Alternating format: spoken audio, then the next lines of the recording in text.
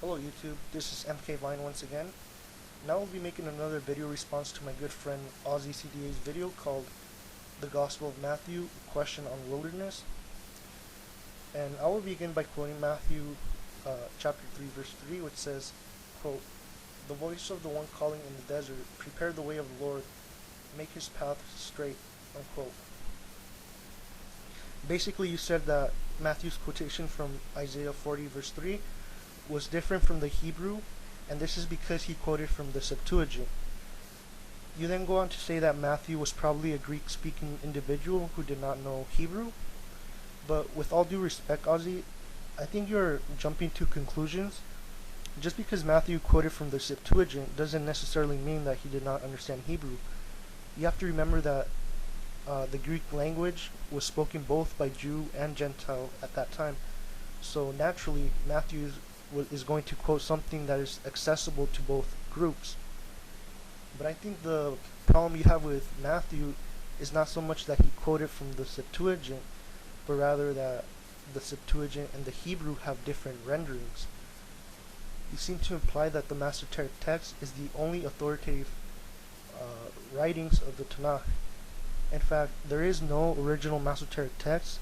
There are just Masoteric textual traditions consisting of thousands of manuscripts, some with minor discrepancies that do not affect the overall meaning.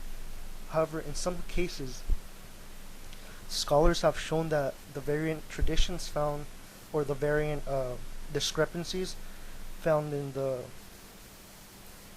Masoteric text, are actually clarified by the Dead Sea Scrolls.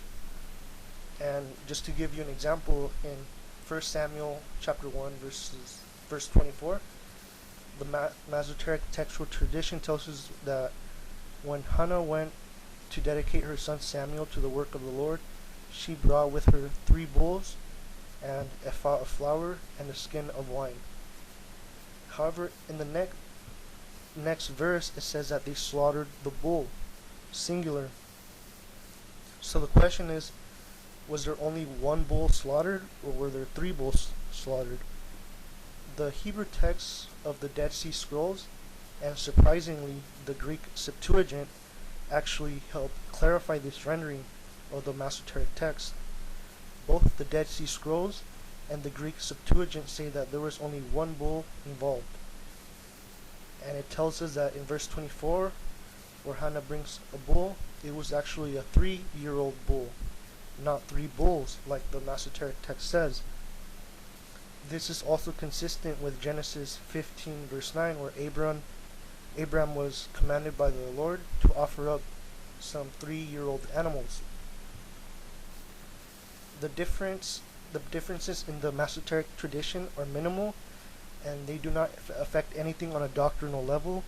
But the point that I'm trying to make is that the Masoteric text does not always preserve the original wording, and sometimes, like in this case, the Dead Sea Scrolls and the Greek Septuagint do preserve the original wordings, and in fact clarify the Masoteric textual tradition.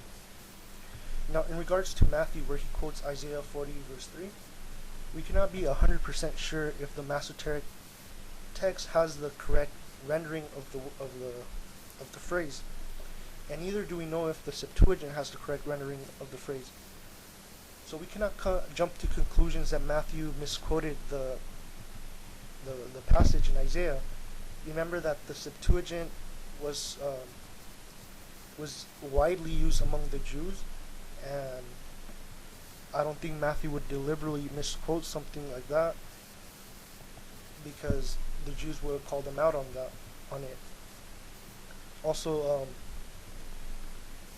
but in either case, there's actually no conflict in the meaning of the text, since both refer to preparing a way for the Lord in the desert.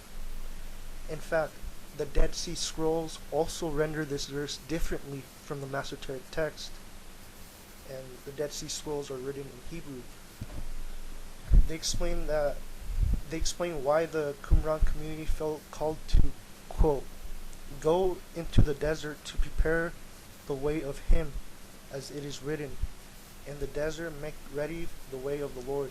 Make straight in the wilderness a highway for our God. Unquote. And this is from 1 QS, chapter 8, verses 13 to 14. In all three cases, we have slight variances among the verses.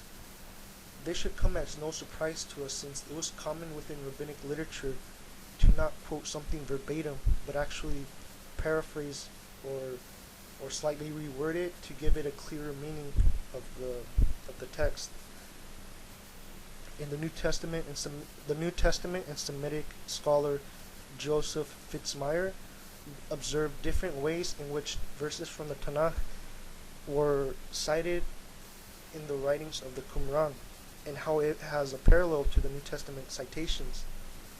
One of the methods is called literal or historical class, in which he describes as citations, quote, in which the Qumran author quotes from the Old Testament in the same sense in which it was used in the original writing, unquote.